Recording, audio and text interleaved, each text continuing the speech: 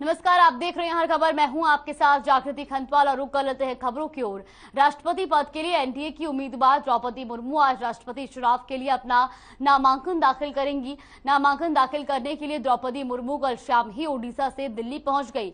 Delhi airport पर केंद्रीय मंत्री अर्जुन मुंडा, अर्जुन राम मेघवाल, बीजेपी सांसद मनोज तिवारी समेत कई नेताओं और कार्यकर्ताओं ने फूल देकर उनका स्वागत किया। साथ ही आपको बता दें कि राष्ट्रपति चुनाव के लिए 18 जुलाई को मतदान होना है। वहीं विपक्षी दलों ने यशवंत सिन्हा को अपना उम्मीदवार घोषित किया है। प्रधानमंत्री नरेंद्र मोदी, रक्षा मंत्री राजनाथ सिंह, अमित शाह और बीजेपी के राष्ट्रीय अध्यक्ष जेपी नड्डा द्रौपदी मुर्मू के प्रस्तावकों में शामिल होंगे।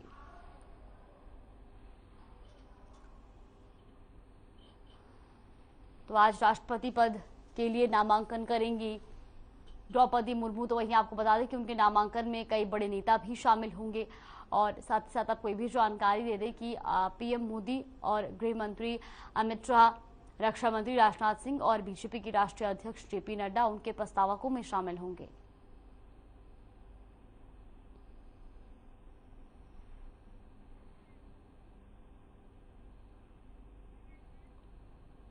दिल्ली दौरे पर पहुंचे सीएम मनोहर लाल ने बयान दिया है। आपको बता दें कि सीएम ने कहा कि प्रधानमंत्री के नेतृत्व में वो एनडीए के राष्ट्रपति पद के उम्मीदवार के समर्थन में नामांकन के लिए जाएंगे। 4 नॉमिनेशन पेपर तैयार किए जा रहे हैं। एक नॉमिनेशन पेपर उत्तर भारत की तरफ से तैयार हुआ है, जिसमें हरियाणा भी है और हिमाचल भी है। तो वही सीएम ने कहा कि जिस हिसाब से संख्या गणित है, उस हिसाब से एनडीए की उम्मीदवार की जीत होगी। ये उम्मीद भी लगाई जा रही है कि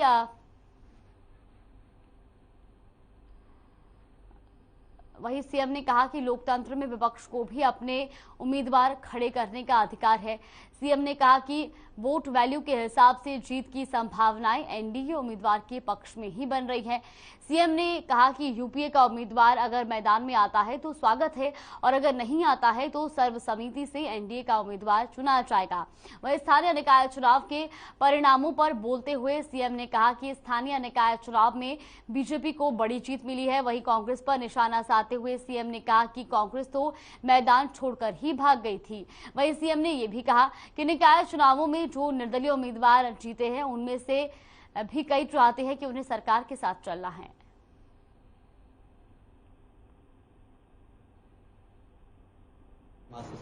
उन्होंने चौके डेमोक्रेसी है, इसलिए उन्होंने खड़ा करना है और खड़े करके और अपना एक उपस्थित कराएं। लेकिन ये तो गणित है और गणित में जो एनडीए के कैंडिडेट हैं वो विधानसभा भी और लोकसभा, राज्यसभा, सबके जो सांसद सब मिला करके इनकी सबकी अपनी वोट वैल्यू होती है। उस वोट वैल्यू के हिसाब से मेजोरिटी जो है वो एनडीए की ही बन रही है। इसलिए यूपी के लोग अगर एक उस नाते से आते हैं तो स्वागत है उनका, और ना आए तो सर्वसम्मति से बनी सकते हैं। स्थानीय निकाय चुनाव का जो कल रिजल्ट आया है, आप लोगों को देखा कि हरियाणा की नगर पालिका नगर परिषद जो 46 की संख्या थी, उसमें लगभग 28 स्थानों के ऊपर हमारे कैंडिडेट तो प्रत्यक्ष सिंबल वाले जीते हैं, नहीं तो सपोर्टेड कैंडिडेट हैं वो जीते हैं। जेजेपी और बीजेपी के कैंडिडेट्स का एक स्पष्ट बहुमत यानी 60% से ऊपर सीटों पर जीते हैं। कांग्रेस तो मैदान छोड़ करके ही भाग गई थी। बाकी कुछ इंडिपेंडेंट्स जो आए हैं उनमें से भी कईयों की ऑफर है कि हम भी सरकार के साथ चलना चाहते हैं। इसलिए एक मैं ऐसे जीते हुए सभी कैंडिडेट्स को, सभी हमारे चेयरमैन, पार्षद, उनको बधाई देता हूँ। ठीक है। चंडीगढ़ में कल बीजेपी विधायक दल की बैठक हुई। विधायक दल की बैठक में बीजेपी विधायकों के अलावा जेजेपी और निर्दलीय विधायक भी शामिल हुए। तो साथ ही आपको बता दें कि नवनिर्वाचित राज्यसभा सांसद कृष्णलाल पंवार और कार्तिकेय शर्मा भी बैठक में मौजूद रहे। बैठक के बाद सीएम मनोहर लाल ने प्रेस कॉन्फ्रेंस की और कहा कि हमने निकाय चुनाव में 60% से ज्यादा सीटों पर जीत दर्ज की। इसके लिए मैं हरियाणा की जनता का धन्यवाद करता हूं। इसके साथ ही उन्होंने निकाय चुनाव को लेकर कांग्रेस पर निशाना भी साधा। इसके अलावा उन्होंने राष्ट्रपति चुनाव पर भी बयान दिया है और कहा, और क्या कुछ कहा सीएम मनोहर लाल ने, वो भी आपको सुनवाते हैं।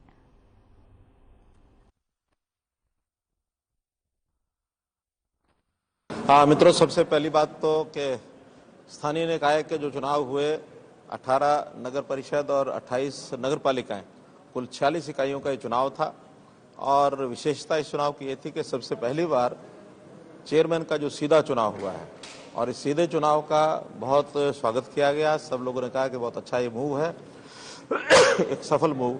और उसमें जब रिजल्ट आए हैं तो ये मान कर चले कि हमारे भारतीय जनता पार्टी और जेजेपी सब मिला करके और हमारी एक अच्छी मेजोरिटी, मैं समझता हूँ कि हाँ सब मिला के 28 यानी मोर देन 60% ये रिजल्ट हमारे पक्ष में आया है।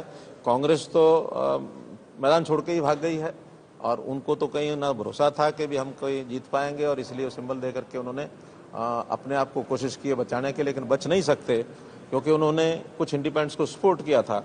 कोई भी कांग्रेस के द्वारा या उनके किसी नेता के द्वारा सपोर्टेड कोई कैंडिडेट जीत नहीं पाया। जैसा हमको पता है कि देश के राष्ट्रपति जी का जो चुनाव है वो घोषित हो चुका है, उसका नामांकन अब हो रहा है, तो उस नामांकन के लिए देश भर के जितने भी विधायक हैं, सांसद हैं, उन सबको नामांकन के लिए आह्वान किया जाता है।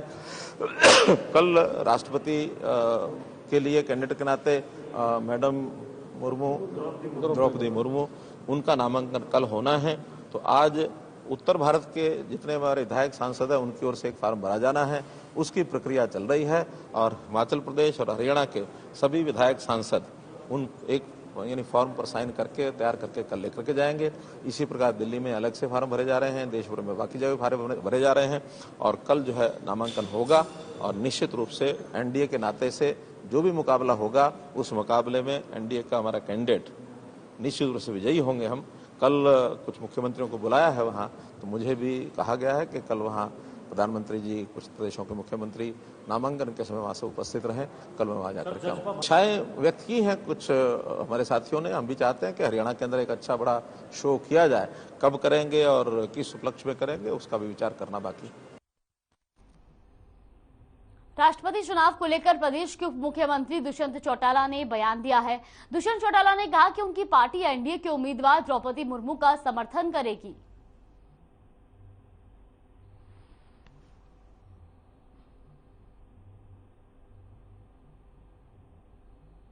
विधायकों से और यही निर्णय लिया है कि एनडीए के तौर पर सबसे पहले हम प्रपोजर के तौर पर द्रौपदी मुर्मू जी, जिनको एनडीए का संयुक्त उम्मीदवार बनाया है, उनका समर्थन करेंगे। और आज उसी लिए हम सब जेजेपी के विधायक इकट्ठे हुए थे और आगे भी जो प्रोसेस होगा उसके अंदर एनडीए का पूरा समर्थन। चर्चा हुई है विधायकों से और हरियाणा में निकाय चुनाव में भारतीय जनता पार्टी और जननायक जनता पार्टी को मिली जीत को लेकर उप मुख्यमंत्री दुष्यंत चौटाला ने कांग्रेस पर निशाना साधा है। वहीं आपको बता दें कि चंडीगढ़ में उन्होंने कहा कि बीजेपी और जेजेपी मिलकर हरियाणा में कांग्रेस को साफ कर देगी। साथ ही साथ उन्होंने ये भी कहा कि इससे पहले राज्यसभा चुनाव और अब निकाय चुनाव में मिली जीत इसका प्रमाण है। नेता विपक्ष भूपेंद्र सिंह हुड्डा पर निशाना साधते हुए दुष्यंत चौटाला ने कहा कि भूपेंद्र सिंह हुड्डा रोहतक, सोनीपत और झज्जर को अपना गढ़ बताते हैं। उनके 4 शहरी निकायों में चुनाव थे लेकिन वो सभी हार गए। कांग्रेस के वरिष्ठ नेताओं ने पार्टी प्रत्याशियों की जीत के लिए पूरा दमखम लगाया था लेकिन वो कोई चमत्कार नहीं कर पाए। दोनों संगठन के बधाई देता हूं कि उनने पूरी मेहनत लगन के साथ कार्य किया और आज उसका नतीजा है कि इतनी बड़ी मात्रा में गठबंधन के उम्मीदवार चुनाव जीते। और खुशी की बात है कि और ऐसे साथी भी जो चुनाव जीते हैं उनने भी फिर ये फैसला लिया है कि वो गठबंधन के साथ मिलकर सरकार को और मजबूत कर निकायों में रहेंगे और हमारे साथ जुड़ेंगे। सभी कार्यकर्ताओं को, दोनों संगठन के बधाई देता हूं कि उनने पूरी मेहनत लगन के साथ कार्य किया और आज उसका नतीजा है कि इतनी बड़ी मात्रा में गठबंधन के उम्मीदवार चुनाव जीते। और खुशी की बात है कि और ऐसे साथी भी जो चुनाव जीते हैं उनने भी फिर ये फैसला लिया है कि वो गठबंधन के साथ मिलकर सरकार को और मजबूत कर निकायों में रहेंगे और हमारे साथ जुड़ेंगे। सभी गुरुग्राम में बीजेपी अनुसूचित जाति मोर्चा का प्रशिक्षण शिविर शुक्रवार से शुरू होगा। इस शिविर में 150 से ज्यादा बीजेपी के वॉलंटियर हिस्सा लेंगे जो देश के अलग अलग राज्यों से आएंगे। ये शिविर गुरुग्राम के बीजेपी कार्यालय में चलेगा। बीजेपी अनुसूचित जाति मोर्चा के राष्ट्रीय अध्यक्ष लाल सिंह आर्य की माने तो 3 दिन का राष्ट्रीय स्तर का अनुसूचित जाति प्रशिक्षण शिविर का आयोजन किया जा रहा है और इस 3 दिन के शिविर में 25 तारीख को हरियाणा के मुख्यमंत्री मनोहर लाल भी शिरकत करेंगे।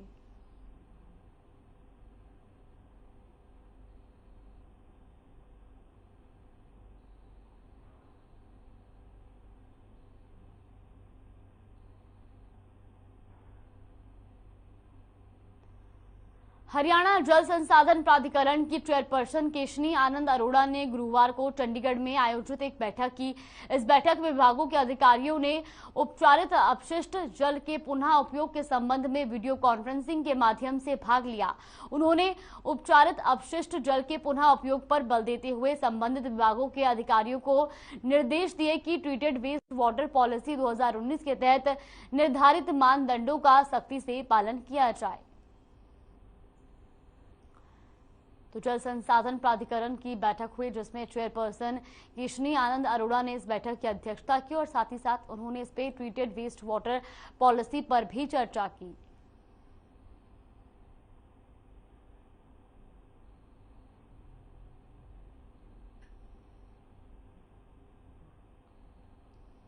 हरियाणा से बीजेपी के नवनिर्वाचित राज्यसभा सांसद कृष्णलाल पंवार ने कहा कि हरियाणा की आवाज संसद में उठाना उनकी प्राथमिकता होगी। वहीं उन्होंने अग्निपथ स्कीम को देश के युवाओं के लिए बेहतरीन बताते हुए युवाओं से किसी भी बात में न आने की अपील की। राज्यसभा सांसद कृष्णलाल पंवार से खास बातचीत की हमारे रिपोर्टर प्रवीण शर्मा ने। क्या कुछ कहा उन्होंने, आइए आपको सुनवाते हैं। हरियाणा से राज्यसभा के नवनिर्वाचित सांसद कृष्ण पंवार जी हमारे साथ मौजूद है। हम उनसे आज बातचीत करेंगे कि निर्विरोध उनका चयन हुआ, अब वो राज्यसभा में जाकर हरियाणा की किन मुद्दों को वहां पर उठाएंगे। तो जानते कृष्ण पंवार जी से। स्वागत है सर आपका और बहुत बहुत बधाई आपको। बहुत बहुत धन्यवाद। सबसे पहले मैं देश के प्रधानमंत्री नरेंद्र मोदी जी का और पूरे देश के भारतीय जनता पार्टी के अध्यक्ष JP नड्डा जी का, अमित शाह जी का और विशेष तौर से हरियाणा प्रदेश के मुख्यमंत्री मनोहर लाल जी का, ओम प्रकाश धनखड़ का, केंद्रीय नेतृत्व संगठन और प्रदेश के संगठन का मैं बहुत धन्यवाद करता हूं कि जिन्होंने हरियाणा प्रदेश में सर्व अनुसूचित जाति समाज को इतना बड़ा सम्मान दिया है। तो मैं सर्व अनुसूचित जाति समाज की तरफ से और अपनी तरफ से मैं केंद्रीय नेतृत्व और प्रदेश नेतृत्व का धन्यवाद करता हूँ।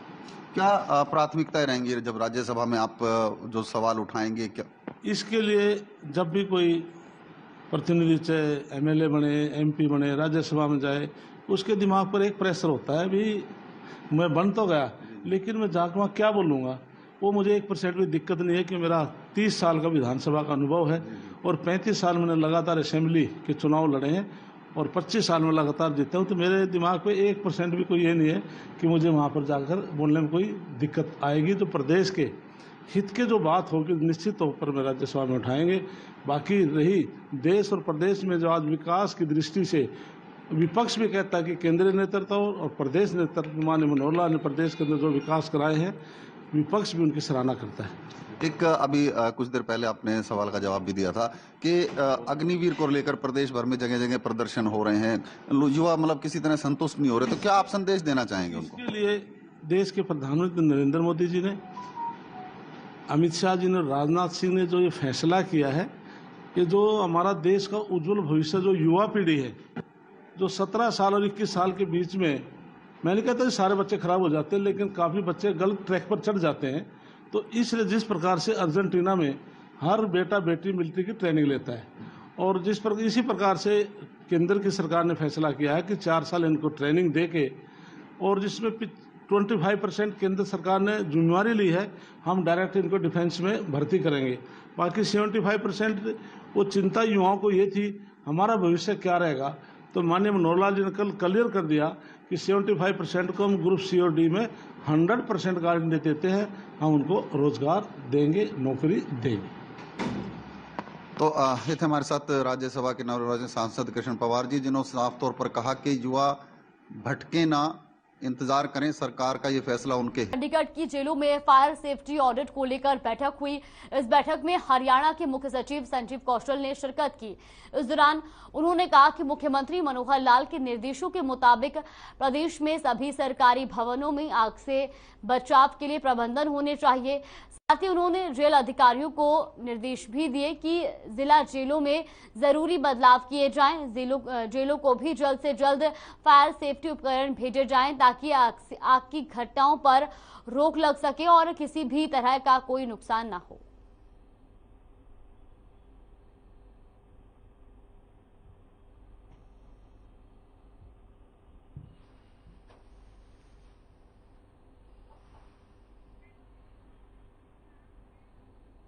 जींद के सफीदो नगर पालिका के वार्ड 8 में निकाय चुनाव के लिए रिपोलिंग जारी है। आपको बता दें कि सफीदो के वार्ड नंबर 8 में ईवीएम खराब होने के चलते वोटिंग बंद हो गई थी, जिसके चलते मतदान नहीं हो पाया था। तो वहीं सफीदो नगर पालिका में जारी रिपोलिंग में मतदाताओं में काफी उत्साह देखने को मिल रहा है। तो जींद के सफीदों में रिपोलिंग जारी है। नगर पालिका वार्ड नंबर 8 में वोटिंग की जा रही है, वही वार्ड नंबर 8 में ये रिपोलिंग हो रही है और जहां पर मतदाताओं में भी खासा उत्साह देखने को मिल रहा है। तो आपको बता दें कि पहले ये रिपोलिंग 19 जून को होनी थी, लेकिन उसके बाद ईवीएम में हुई खराबी के चलते 24 जून यानी कि आज रिपोलिंग की जा रही है। तो वार्ड नंबर 8 की ये तस्वीरें आप देख सकते हैं, जहां पर रिपोलिंग जारी है। मतदाताओं की भीड़ वहां पर लगी हुई है और मतदाता वहां मतदान करने पहुंचे हैं, उनमें उत्साह देखने को मिल रहा है और महिला मतदाता भी वहां पर मौजूद हैं।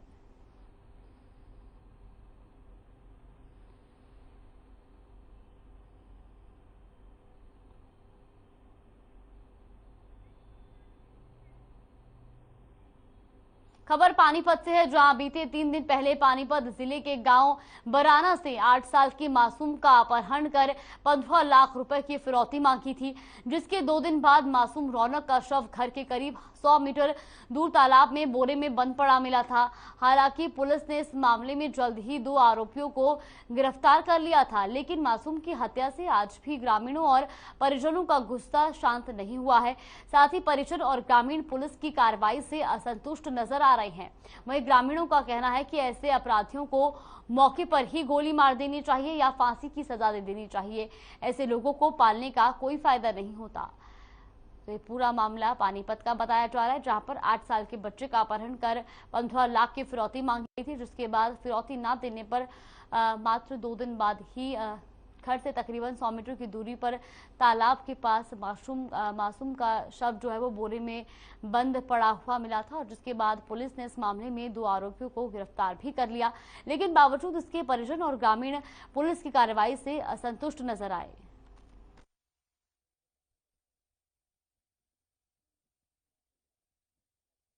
उसके आराम भाई बता दे तूने कुछ किया तो नहीं। भाई मैं हाथ जोड़ता हूँ, मैंने कुछ नहीं किया, मेरे को बचा लेता। मैंने कहा तेरे साथ एक लड़का था, जब तू बाइक से गया वो उसने कहा मैं अकेला गया। मैंने कहा अकेला नहीं गया, तेरे साथ लड़का था। उसने कहा नहीं, तू मेरे को बचा ले। मैं तेरे को कैसे बचाऊँ, तेरे साथ लड़का तो जवाब नहीं दे रहा है।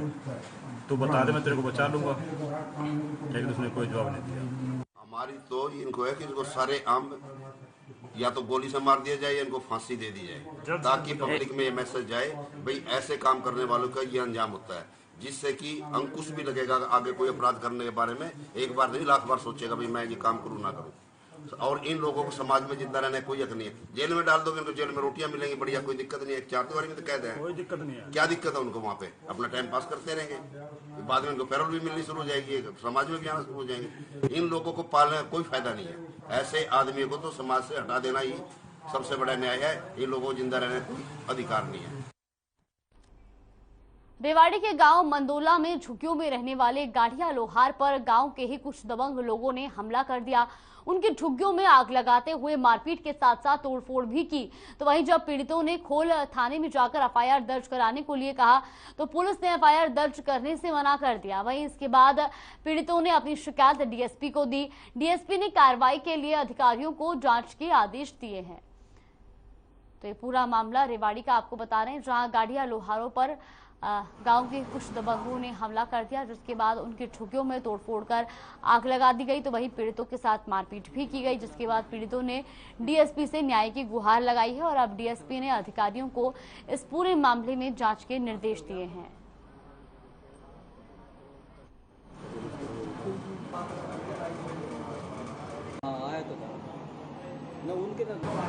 ये हमारे रिश्तेदार है, हमारे रिश्तेदार इनके साथ में बहुत बुरा काम होया है। ये 10 तारीख की इनके शादी थी, 11 ना आपस आए। गांव वालों ने थे ना, गांव वालों ने मार पिटाई करी, उनकी भी मार पिटाई हुई। फिर इनकी दूसरी लड़की, एक तो लड़की 3 महीने पहले वो ले गए धानक, एक लड़की दूसरी को भी उठा रहे थे। फिर तू जान उठा रहे थे, जब इनने भी करया रोड़ा। अब तू जान देखती आंखें तो कौन उठाने दे रहे, उनने मारी तो उनने भी मारी। यो बातें हुई, इसके ऊपर यो विवाद होया फिर इनका कल 22 तारीख ने इनके मकान को जला दिए। 50 साल से रह रहे उस गांव में, मंदोला में 50 साल से रह रहे हैं ये। इनके घर उर जला दिए, सब इनके बर्तन भांडे जला दिए, सब राय रकम उकम थी, कागज पत्रे थे, टूम भी बता रही थी। तो भग्गे थे 11 तारीख रोड़ा होया जब ये तो भग्गे थे। अब पीछे से कुछ भी करो भलाई। इनके नाज भी थे 10-5 कुंटल खाने पीने के, और 2 किलो चांदी बता रहे, 3 तोला सोना बता रहे, और रकम भी थी कुछ नकद। ये तो भग्गे थे 11 तारीख ने। उसके बाद में बस यही विवाद होया इनका। ये सर ऐसा है, ये मंदोला गांव में रहते हैं। 11/6 को डाणकों का लोहारों का झगड़ा हो गया था, जिसमें लोहारों की तरफ से 2 आदमियों को चोट लगी थी, डाणकों की तरफ से 7 आदमियों को चोटें लगी थी, जिसमें एक आदमी को ज़्यादा चोट थी, जो इलाज के दौरान उसकी मौत होगी। 19 तारीख को 20 तारीख को पोस्टमार्टम करवा दिया। लोहारों के खिलाफ 302 का अभियोग दर्ज है, जिसकी जाँच चल रही है। जांच के उपरांत गिरफ्तारी की जाए। लड़की का इसमें कोई विवाद सामने नहीं आया अभी, शिकायत नहीं थी ना अभी। इस बात को लेकर ना झगड़ा ये पड़ोस में। अंबाला में तड़के 4:15 बजे के करीब एक तेज रफ्तार कैंटर ने एक बुजुर्ग को कुचल डाला। बुजुर्ग व्यक्ति फुटपाथ पर सो रहा था, जिसकी पहचान बरेली के रहने वाले 50 वर्षीय इलियास के रूप में हुई है। हादसे में बुजुर्ग की मौके पर ही मौत हो गई। तो वही मौके पर पहुंची पुलिस ने मृतक के शव को पोस्टमार्टम के लिए छावनी के नागरिक अस्पताल भिजवाया, और वही कैंटर ने अंबाला जगाधरी मार्ग पर स्थित संत निवास की दीवार को भी नुकसान पहुंचाया। हादसे के बाद कैंटर चालक मौके से फरार बताया जा रहा है। फिलहाल पुलिस ने मामला दर्ज करके मृतक के शव का पोस्टमार्टम करवाकर शव परिजनों को सौंप दिया है।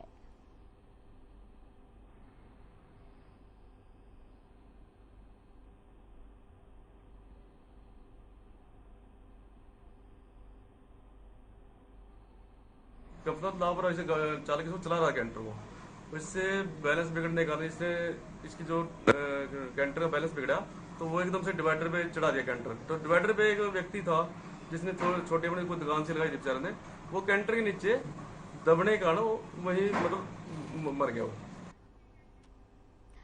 चलिए खबर 10 से फिलहाल के लिए बस इतना ही। आप देखते रहिए हर खबर।